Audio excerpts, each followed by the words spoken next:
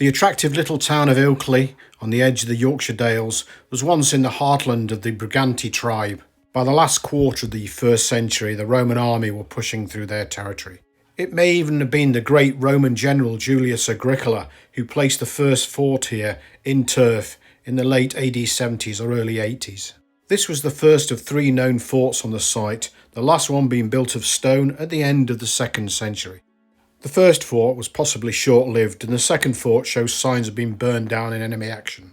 The last fort, built of stone, survived until the end of Roman rule.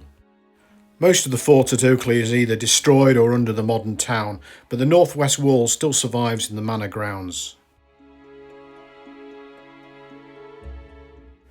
Most of the stone of the fort was probably reused in medieval buildings within the town. The northwest wall has been robbed out, apart from the wall core, on its outer side. Luckily, the inner-facing stones of the fort wall still survive. When first built, the inner wall would have been backed by a clay rampart, but excavations showing the later parts of the fort's use, this was removed. This was probably to create more room within the fort platform. At the furthest point of the northwest wall, we're still lucky enough to have the corner still surviving. I took this photograph in the winter without the vegetation, and you can see the curve of the wall heading off to the northeast. The beautiful parish church of All Saints in Ilkley has stood on this site since the Anglo-Saxon period. New seating have replaced the old pews, but their shadow is still a memory on the walls of the church.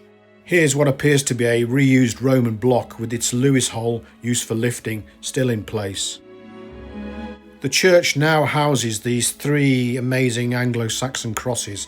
Once brightly painted, they would have stood in the grounds of the old church. Weathered and brought inside for their own protection, they just show the continuity of the site over millennia. Behind them stands 2 cut-down Roman altars and the remains of an inscription dating to the Roman period. Reused as a paving slab, this very eroded inscription seems to date from the early 3rd century. The 2 altars were cut down and used as window heads, possibly in the earliest church on the site in the Anglo-Saxon period. Thankfully, the altars still retain some of their original features, including a carving of what could be the goddess Demeter, an earth goddess. The round basin or focus on the top of the altar is where offerings would have been made. Quite often Celtic gods were hybridised with the Roman gods, and this may be one such case. On the second altar, a patera or flat dish can be seen with a libation jug used for making offerings.